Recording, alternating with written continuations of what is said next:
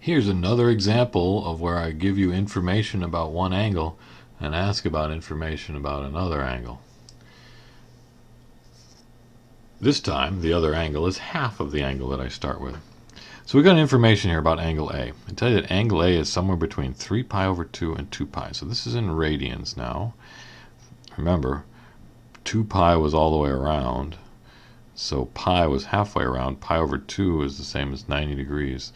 So 1 pi over 2, 2 pi over 2, 3 pi over 2. The angle 3 pi over 2 was straight down. Right, that's the terminal ray, so it's this angle around to there. And so A is somewhere between that angle and 2 pi. So A is an angle that's off here into the fourth quadrant. I'm told that the cosine is 3 divided by 5. 3 divided by 5 is the cosine of that angle. So I made 3 the x-coordinate, 5 the y-coordinate. This angle is clear around here is A. And I can calculate using Pythagoras that this other side has to be the square root of 25 minus 9, which is the square root of 16.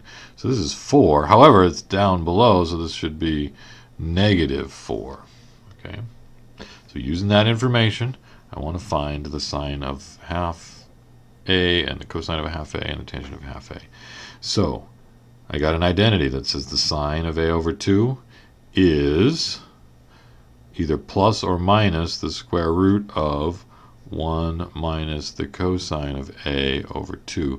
And now I got to figure out, do I want the plus or the minus sign? Well, with A here between, actually I look at it like this. I've got 3 pi over 2 is less than A is less than 2 pi. If I divide everything by 2 here, I'd have 3 pi over 4 is less than A over 2 is less than pi. So this is saying that A is somewhere, A over 2 is somewhere between 3 pi over 4 and pi. So A over 2 is 3 pi over 4 is there. So A over 2 is somewhere out here. This angle right there is A divided by 2. Okay. Second quadrant. In the second quadrant, the sign is positive, so I want the plus square root here. Okay.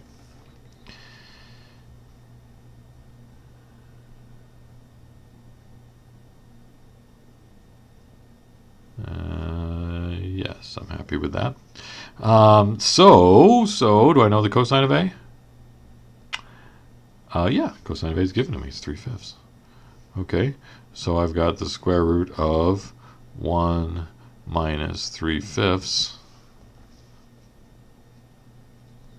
all divided by 2, which, if I multiply top and bottom by 5, looks like 5 minus 3 over 10, square root of that. Yeah, like that, and that's 2 over 10. This is the square root of 1/5, or just 1 over the square root of 5. Huh. Okay, how about the cosine of A over 2?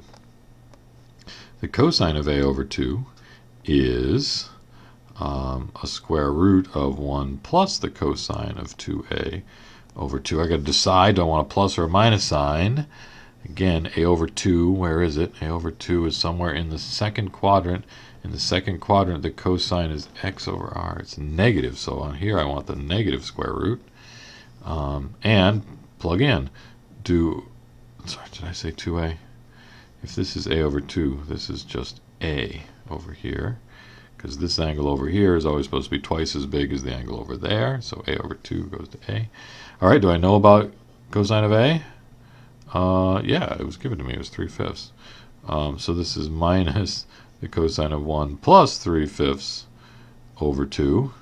Again, if I multiply top and bottom by 5 here, I've got minus the square root of 5 plus 3 over 2, which is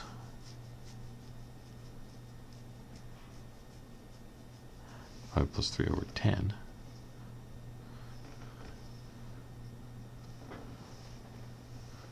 Which is minus the square root of 8 over 10, which I guess simplifies to minus the square root of 4 over 5. Oop, and the square root of 4 I can do. So this is negative 2 over the square root of 5. Cool. Well, you know, I'm here. I might as well get the tangent of a over 2. So the tangent of a over 2 is equal to the sine divided by the cosine. So I've got 1 over the square root of 5 divided by negative 2 over the square root of 5 for a grand total of negative 1/2. That's kind of cool. All right, well, there is the half angle formulas allowing us to find information about the half angle, knowing information about the angle. Okay.